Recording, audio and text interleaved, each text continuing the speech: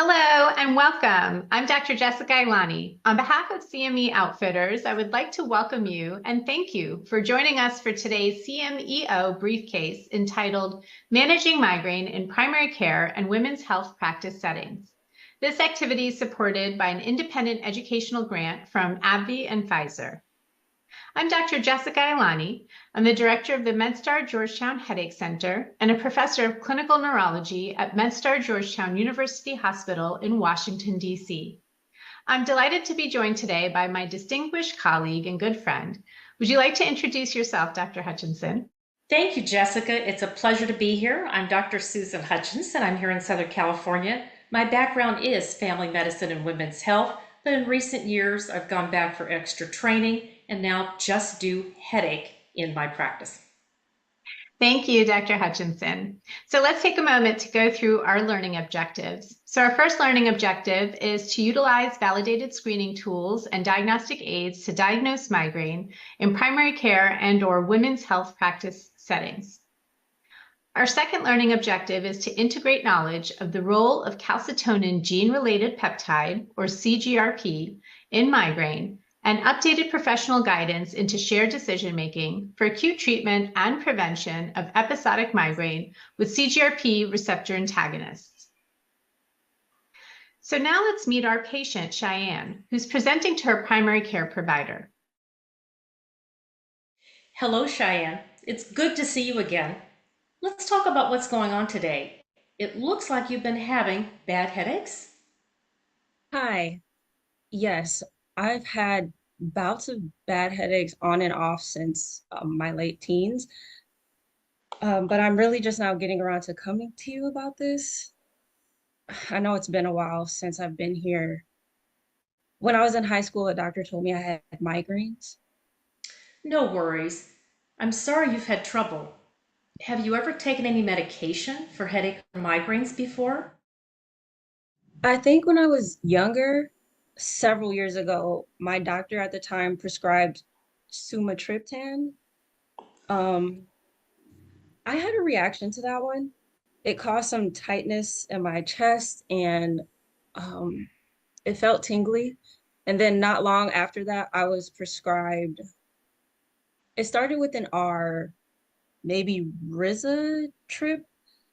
It seemed to help some, but it made me really sleepy. So I could really only take it once I got home from class and work. And by the time I took it, the headache I had already started and it was pretty bad. I see. Rizatriptan. So that was several years ago. Have you been using anything to help since? Or have there been any periods when your headaches have seemed better or worse? Yes, that's it.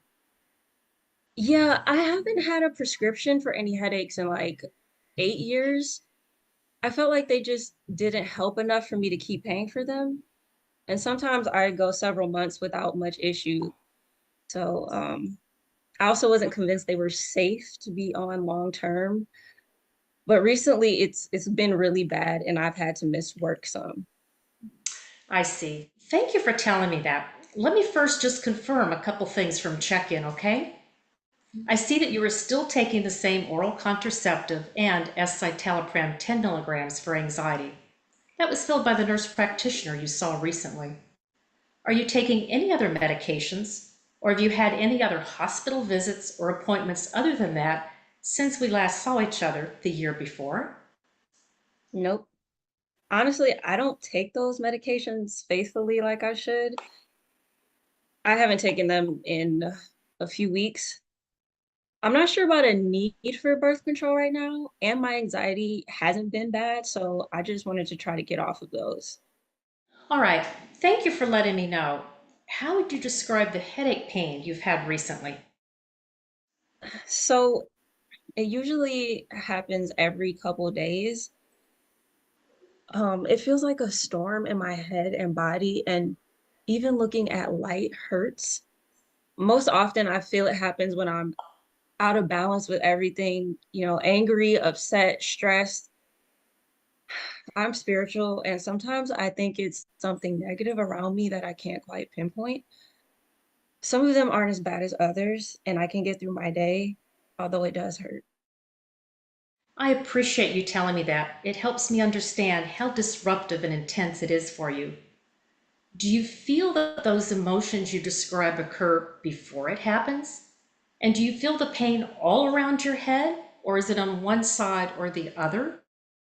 It usually starts hurting on what seems like the left side, and then it can spread around to what seems like my whole head.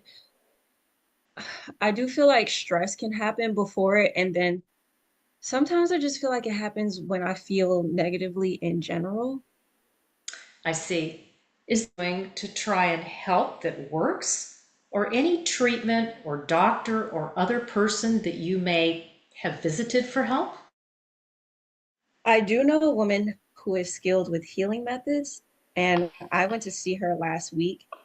She recommended some calming meditations I can practice throughout the day, including mindful walks and prayer. I haven't had a migraine in several days, but I have a stressful work project coming up, and I'm worried that that is going to trigger it. I'm interested in medication that may work best for it, but I'm not really aware of what's out there and have some concerns about safety of medications. Thank you. That is good to know for thinking about what we can do to help you.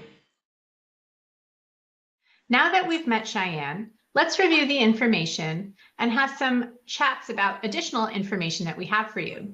So Dr. Hutchinson, can you walk us through Cheyenne's case over the next 2 slides? Absolutely, Jessica. Cheyenne is a 28-year-old Black female. She's presenting to Women's Health / Primary Care for recent bad headaches that have caused her to miss work. Cheyenne describes her pain as like a storm in her head and body, and looking at a light is painful. Most often occurs when she's feeling out of balance with everything. She could be angry, upset, or stressed. She says that she's spiritual, so she feels there's some kind of negativity around her that she can't quite pinpoint. Cheyenne says the headaches happen usually every few days. She says it used to be every few weeks, but now they've increased in the last couple of months. Says she now has headaches almost half the days in the month, so about 15 on average, with some of them being severe and resulting in inability to get tasks done.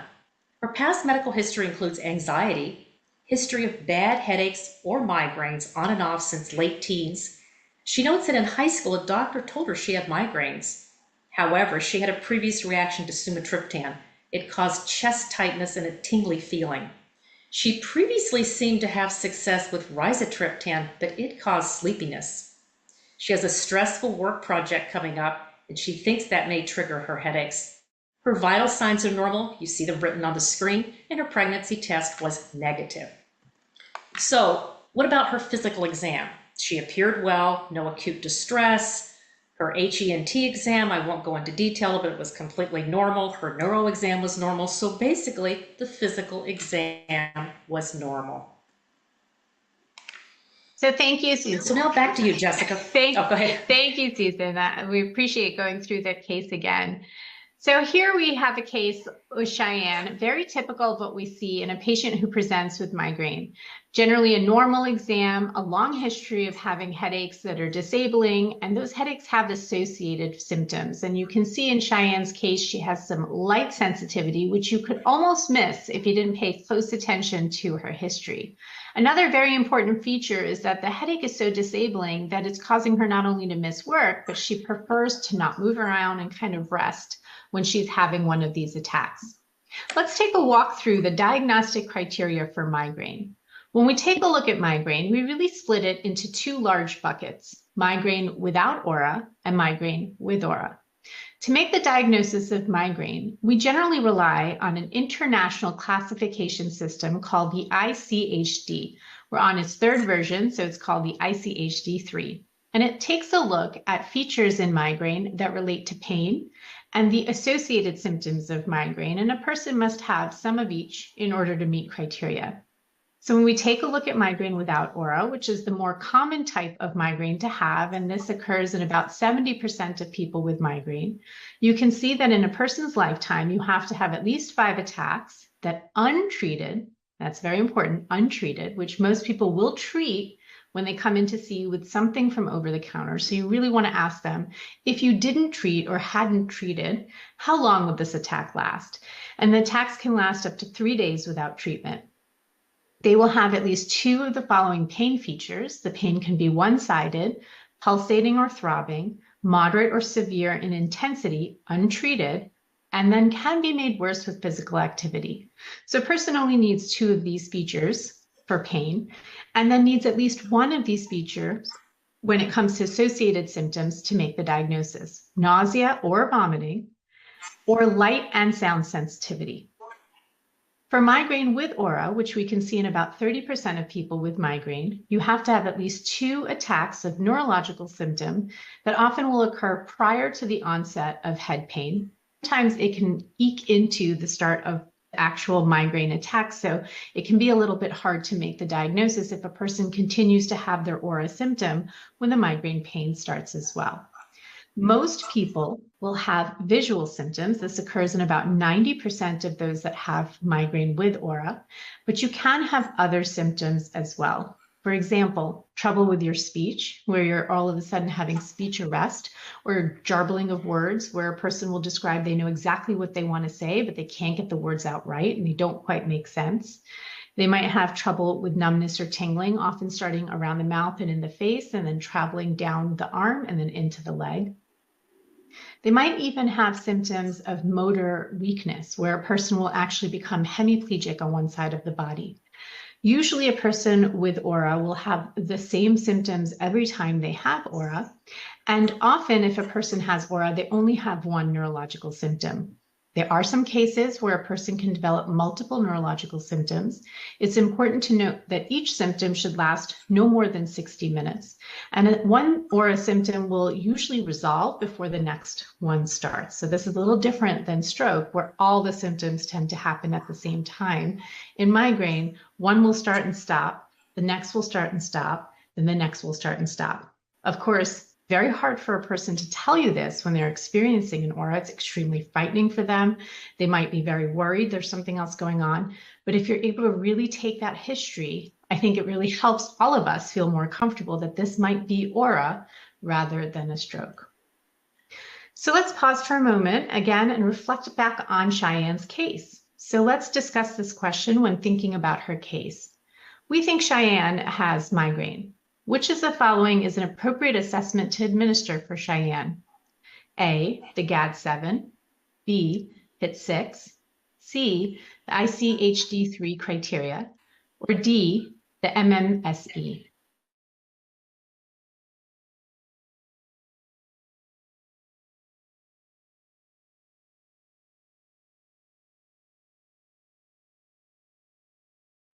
So here the correct answer would be B, the HIT-6. The HIT-6 is a headache screening questionnaire that actually takes a look at disability. Let's actually go to the next slide and take a look at some of the questions that are asked in HIT-6. Here you can see that we're asking questions about when a person is having headache, how much it's impacting their life. It's the headache impact test. And when you put all these questions together, you can total a score, and based on the score, get a very good sense how disabled this person is. So Susan, do you have any comments about the HIT-6? Do you use this in your practice often? Do you feel like it can be an effective tool to really see how a patient is doing? Yes, I do, Jessica. I admit that we're going to also be talking about the Midas. I tend to use the Midas disability more often. I'm just more comfortable with it. And I think for those listening, I don't think you need to do both. The HIT-6 is 6 questions, as you can see. You add up the score, and it really focuses on how disabled have you been by your headaches over the last 4 weeks. And as we can see here for Cheyenne, a score of 62, it's pretty impactful. So that's just what I tend to do, Jessica. I tend to use the Midas more than the HIT-6, but they're both very good diagnostic tools to look at someone's disability. The Midas, Susan, what time period does that take a look at? It's actually, it's 12 weeks. Yeah. And I think I like that better because often I'm seeing a patient every 12 weeks, roughly every 3 months. So then it gives me a window on how have they been doing for those 3 months prior to this follow-up visit. But again, I think they're both good validated tools. So in this case, Jessica, if we look at Cheyenne's MIDAS, because you saw the HIT 6 was very high at 62, and when you score the MIDAS, if you look at the 5 questions, you're looking at things like how many, the last 3 months, so roughly 12 weeks, how many days did she completely miss work or school? And I like the second question when you're asking, how about productivity reduced by at least 50%? Because again, we know many people with migraine, they still go to work or school, but they're not 100%. So I really like it because it's looking at that level of disability. So basically you total up the 5 questions. In her case, her score is 15. So let's take a moment on that, knowing that the MIDAS score for Cheyenne was 15, and let's ask the audience a question. What is the most accurate interpretation of Cheyenne's MIDAS score of 15? Does that mean she has A, grade 1, little or no disability, B, grade 2, mild disability, B, grade 3, moderate disability, or D, grade 4, severe disability?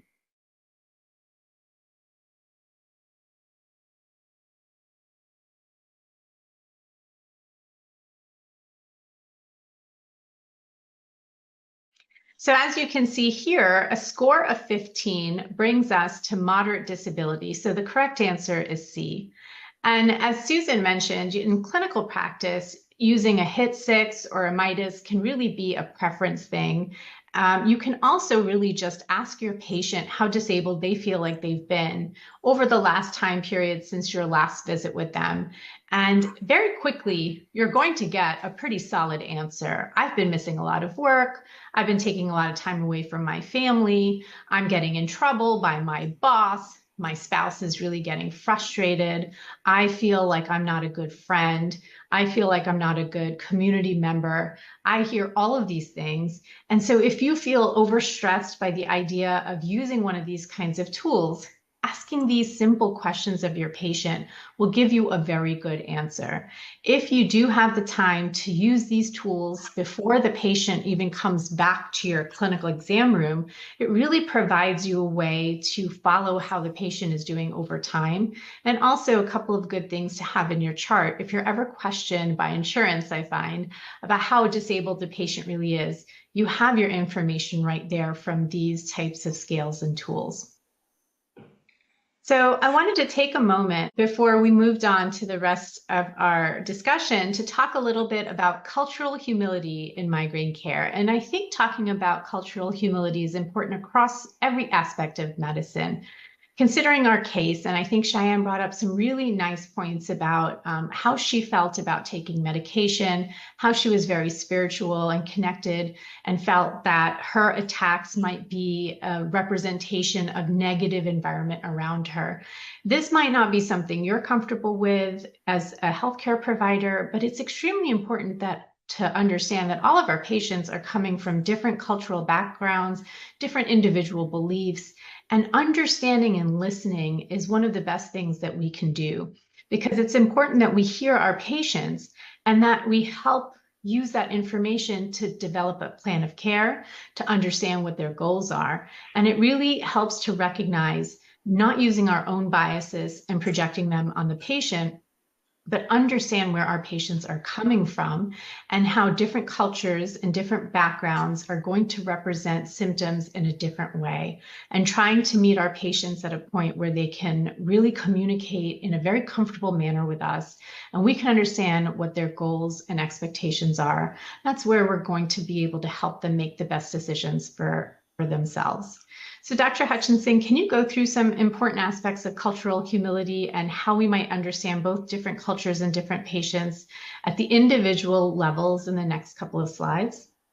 Absolutely. And this is such an important topic, Jessica. And I know I used to think, well, I don't have any problems with that, but I realized no, we each have our own unique background. And I think one of the most important things to do is just listen and understand that not everyone has the same background. We may be listening and what a patient's telling us doesn't really resonate with what we would have done or what we've seen. So again, this culture or attitude towards pain can really vary very widely. And I think even as clinicians, there is implicit bias and it's unintentional. I don't think we mean to, but probably unintentionally, we may be judging when patients tell us they do certain things. And so I think for us to be aware that, gosh, let's be careful. What's happening in that room with the patient? Hopefully we're not judging them, we're being open, we're listening, and just hopefully understanding more about, okay, is there a difference based on their age, their abilities, their gender, their culture, their language? Because very importantly, studies suggest that marginalized communities with migraine, including Black, Hispanic, and Indigenous populations in the United States, they may be distrustful of the medical community. And unfortunately, they're less likely to then be adequately treated for pain, receive a diagnosis, or receive quality care. So in terms of understanding different cultures, for those of you listening, you might consider taking the implicit association test called IAT from Project Implicit to identify implicit biases that you may have. And as I recall, I did this several years ago myself, and it was actually very insightful. It's a way to challenge yourself to then meet and engage with those who are not like you, learn more about other cultures, focusing on listening and that empathy development, but also just quite frankly acknowledging that we may not know enough about a patient's culture, beliefs, and lived experience. And so it might be a call to action to learn more, to reach out and learn more about that person's culture and their background. And I'm very happy to know about this resource called Guides to Culture, Customs, and Etiquette for 80 plus countries. Free resources that are developed to provide useful information for conducting business. And again, it's 80 different countries. So again, I think the goal again for us as clinicians is seek to understand, but do not make assumptions. Understanding different patient explanatory models, here's some sample questions. I know that different people have different ways of understanding illness. Please help me understand how you see things. What do you call your problem? Or what name does it have for you? What do you think caused this problem? Why do you think it started when it did? What does your illness do to you, and how does it work? How severe is it, and will it have a short or long course or duration? What do you fear most about this illness? What are the chief problems this has caused for you? What kind of treatment do you think you should receive? What are the most important results you hope to achieve from treatment? And boy, I look at these questions, Jessica, and I think, wow, they're open-ended to an extent, and you're really trying to, I think, create an open atmosphere and asking the patient and really trying to better understand where they're coming from. So for me, this is a call to action to be more aware of these questions in my own practice. Yeah, I think they're excellent questions. I think they really open dialogue. And if I were to have somebody ask these of me, I know they would automatically make me feel, this person really wants to know what I'm thinking. And I mean, there's always the risk you worry that, oh, is this person going to tell me, I don't know, doctor, you're the doctor. But I find when you ask questions like this, it really shows that you care about what the person's thinking and you're trying to level that we're on the same level here. You know, I'm here for you. I want to help you, but I want to know what's important to you. And that's really the language that is being used. And I think it's nice. It's a nice way to start that dialogue. What comes to mind, Jessica, is we often hear this at some of our headache meetings. When someone with a headache comes in, it's not just the headache, it's the person with the headache. Yeah, excellent point. So let's now revisit Cheyenne after we've established her diagnosis, and we're now starting to think about treatment. Okay, Cheyenne, so that we've discussed this more and figured out the nature of your migraine attacks, we can discuss treatment. We do have several options to consider. For medications, there are preventive treatments that you take daily to reduce the frequency of migraines. We could also consider acute treatments that you take when you feel a migraine coming on. Yeah, I like the idea of not taking something every day, but I also like the sound of having something that is helping me all the time and maybe helps them not be as bad when they happen. I'm not sure. Right, understandable. So the newer class of medications, CGRP inhibitors or receptor antagonists, block the CGRP molecule in the body that research has found plays a big role in migraine attacks. There are some CGRP medications just for acute relief. There are infusion therapies, there is administered every several weeks, and there's oral therapies, and there's also a nasal spray for acute use. I see. Um, I think since I have so many migraines, I would like to try and take something regular and see how that works. And I would prefer a pill instead of having to come in somewhere for an IV. I understand. So atogepant is a preventive oral medication that is taken once every day, and it's actually also approved for what we call chronic migraine in addition to episodic migraine. While it sounds like you may still meet the criteria for episodic migraine, which is fewer than 15 days per month, about half the time you have a headache and some moderate disability that's been happening because of that. Rimegepant is another option as well that is taken every other day, although it is approved for both acute use and prevention of episodic migraine only. Okay, cool. Yeah, you're right. I would say that I've had migraine-like headaches for about half the days of the month the last few months. I've not been talking about it much, but it's had a real impact. Okay, so let's take a pause and test our knowledge of CGRP receptor antagonists before we move on to the discussion of these treatments. So according to the latest position statement from the American Headache Society, which of the following can be considered as a first-line treatment for prevention of episodic migraine? Rimegepant, A, Ubrogepant, B, ibuprofen, C, or olmesartan, D?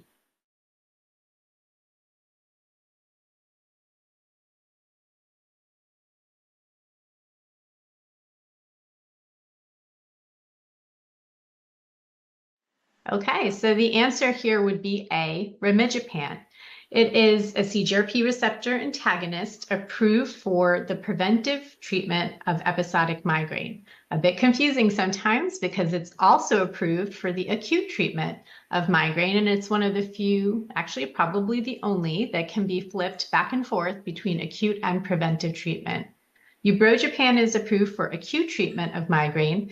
Same with ibuprofen, can be used for acute treatment of migraine. And olmesartan is not one of the first line treatments that we consider for migraine prevention. If this had said D, candesartan, that is one of our first line options. So a little difference in the ARB, but that difference does mean a big deal.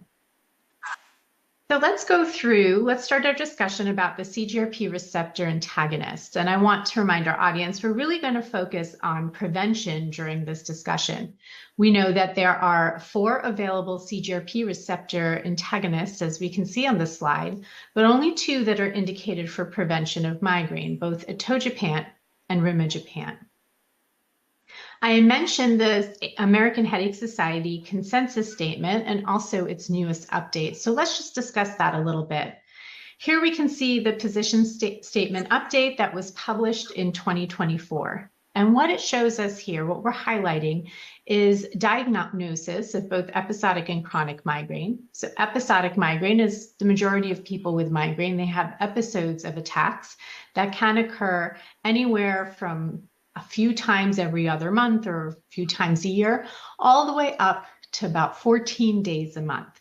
If a patient has headaches at least 15 days a month with migraine attacks at least 8 of those 15 days, they transition into the diagnosis of chronic migraine. So that's just a difference between the two. Treatments are slightly different between these 2 categories, so it's really important to make that diagnosis.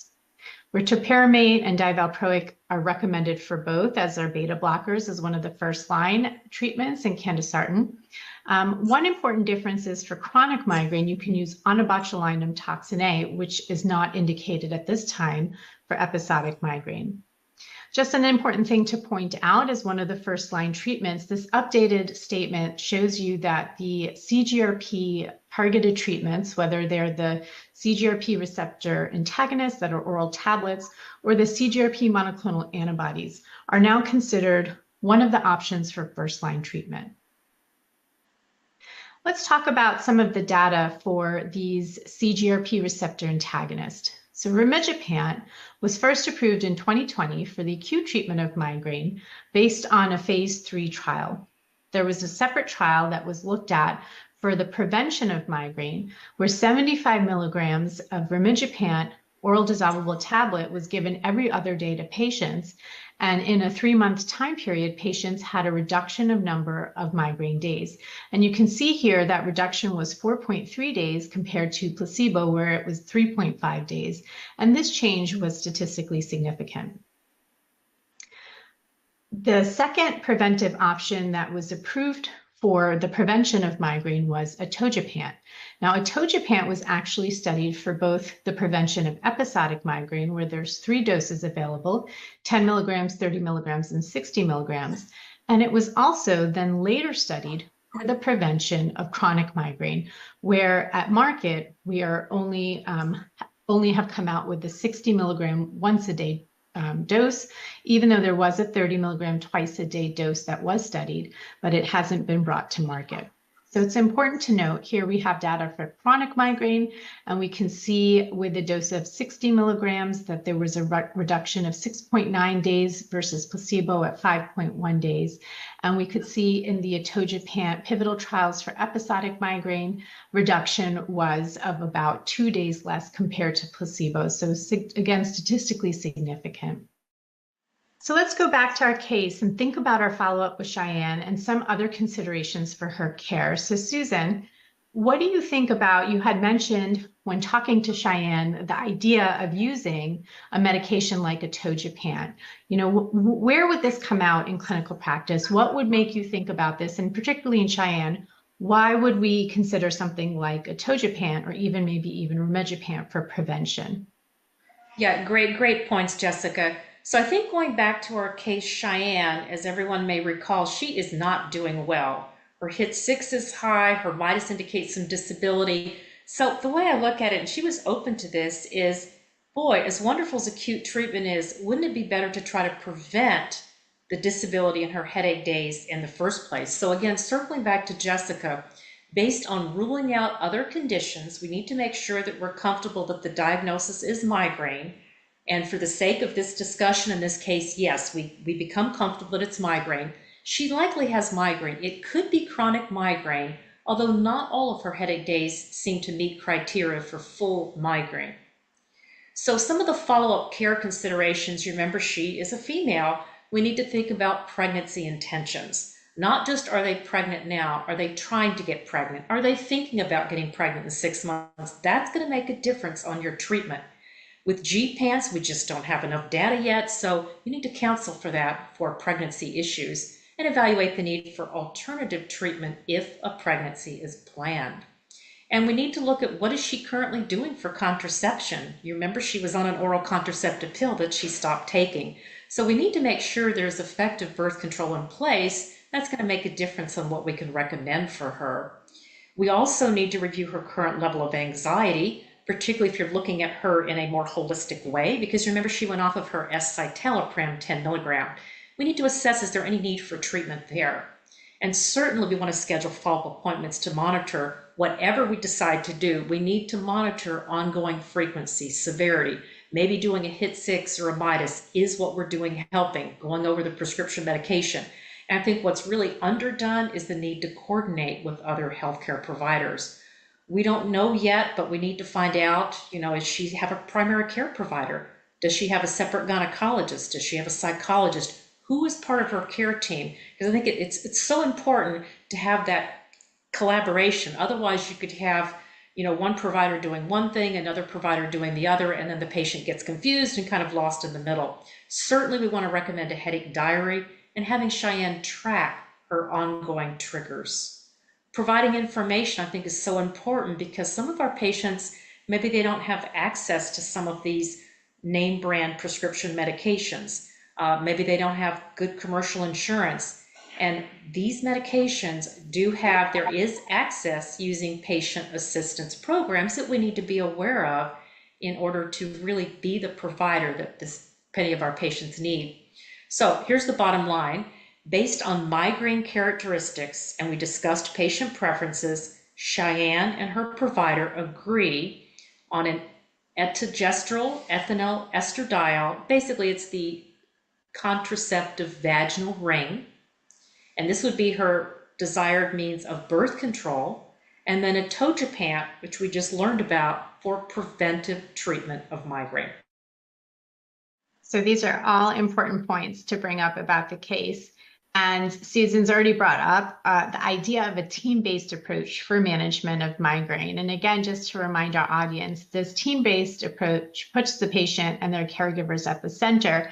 And it's just important to recognize who is in that team. If this is the primary care provider, who's the psychologist? If they're seeing a neurologist or headache specialist, who's that person? Who's going to be in charge of which prescriptions, and making sure that everybody is in communication and also is not trying to duplicate measures and put too many medications on at the same time. And also important is, again, as Susan mentioned, the gynecologist, who will be, I think, a big role in many of the women who have migraine. So let's now summarize our discussion with our SMART goals, which are specific, measurable, attainable, and relevant and timely. These major points are what we hope you're going to be taking from this presentation to apply to practice.